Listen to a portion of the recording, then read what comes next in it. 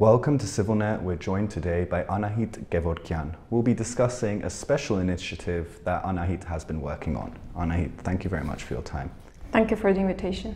So can you first introduce us to this project, what exactly it is, and what you've been working on and what you're trying to accomplish? Everything started from a dream 12 years ago when I came back from Russia, living there for more than 10 years from Vladivostok. I decided to have a house in a village to enjoy Armenian beauty. And recently, because of the help of COVID, I understood that living in a village is an essential thing. And after the war, I understood that developing the villages is most essential thing. And as an IT company HR head and also as a musician, I decided to find out how I can develop the village before I built my house. I visited musical school of Arifshat village and also just usual school. I found out that when you enter to the musical hall, that you feel that you're a pianist, you're a musician.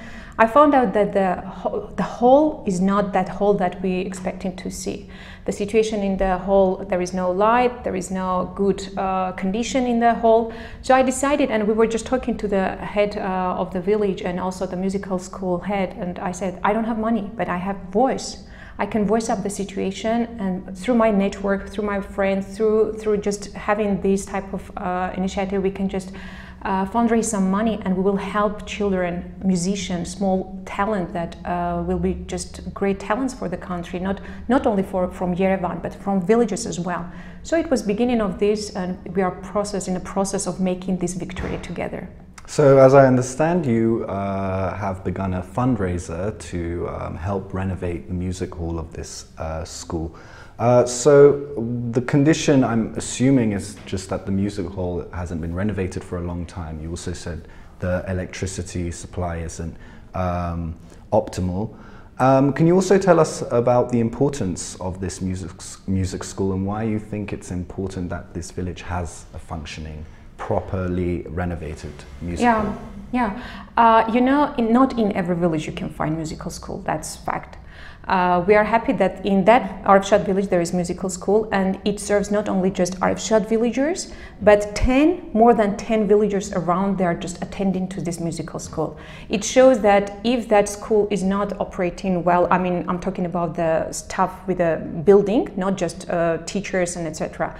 So these 10 villagers, pupils from all these 10 villages, they will not attend. They will find another option if there is. But as this is a region, small region, I mean, not small region, but actually not so many musical schools. That's why I want not only to concentrate on big cities as Yerevan, Banazor, Gyumri, like this, but there are a lot of talents in the villages as well. The villagers, they don't need to come to city to be educated, to be developed, but the same being in the same village, they can be developed. For example, recently we had an initiative, as I mentioned that I'm an HR in an IT sphere.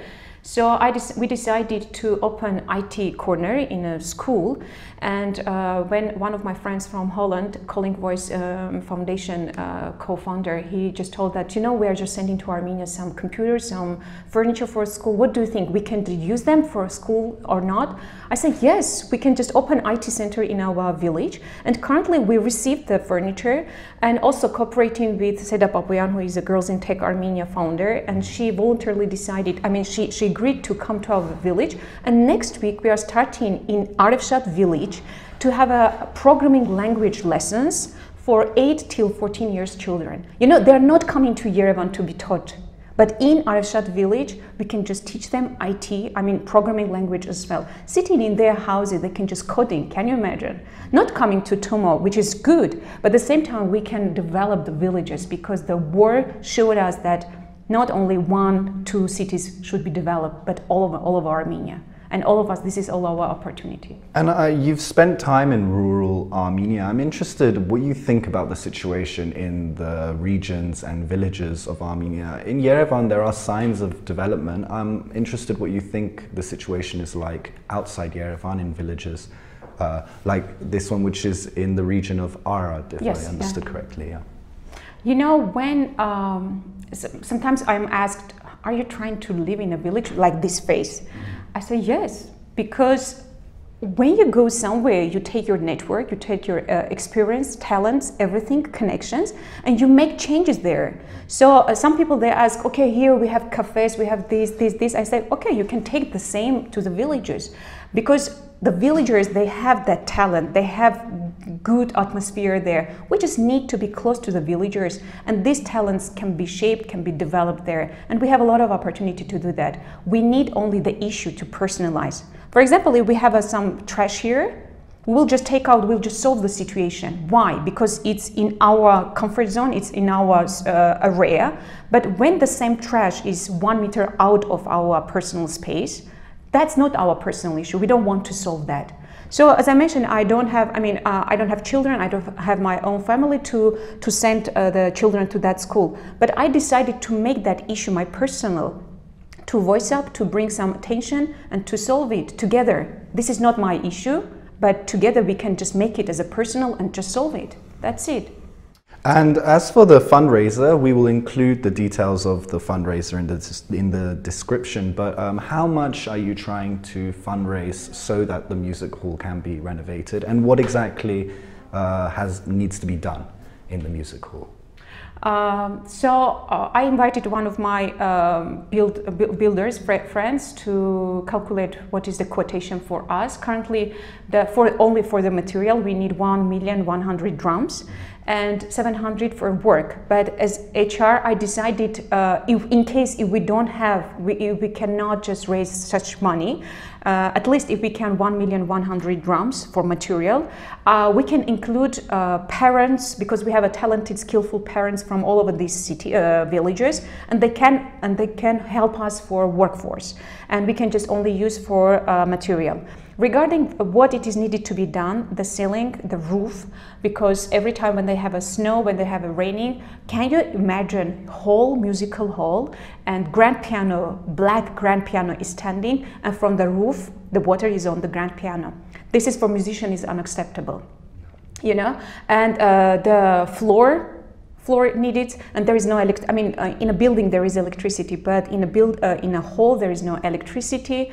The windows, they are good, so we are trying to color the walls, to change the roof, the floor, the roof, and also to make the stage more comfortable and more nice. And I'm also curious, what sparked your interest in village life in Armenia? You mentioned that you used to live in Vladivostok in Russia.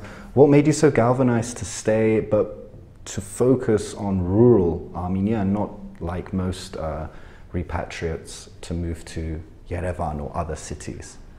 In the beginning, where I mentioned that COVID helped us to understand that we can work from everywhere, and also I'm a hiker and I hike mountains, and after hiking Mount Ararat, I understood that living in a city is in a flat apartment, it's so narrow for me, and I decided to move, also following my dream to have a house in front of Ararat. And also the war somehow pushed us to understand that when we only think about ourselves, not about other people as well, because there is a saying, if you want to be happy for 1 hour, you can go and have sleep. When you want to be happy for a month, go and marry. When you want to be happy for 1 year, go and get your inheritance and enjoy that. But when you want to be happy for your life, go and serve people. This is serving people and enjoying that. And when you, and also I don't like easy things. I like challenges. I like to bring solutions. And I'm really enjoying doing that. And I don't have any benefit. I'm saying I'm doing that not for my personal gain. Because when you help these children, and when they don't have enough vocabulary to say you thank you, and with their short hand they're trying to hug you, and with their shining eyes looking at you, this is everything. This is my benefit. And this is just encouraging me to continue doing this. I'm taking my personal time, I'm taking my weekends. I don't have weekends because during weekdays I'm working as a HR, and the other days I'm just trying to help and to voice up these situations and make a solution together. Yeah. Well, I think it's very interesting, these cases of people from abroad coming and moving to villages. As we know, the population of Yerevan is rising, but the population of many villages is declining. So Anahit, thank you very much for your time again, and good luck to you. Thank you for the invitation. It's my honor. And the details of how people can help this initiative will be included in the description of this video. Thank you for joining us on CivilNet.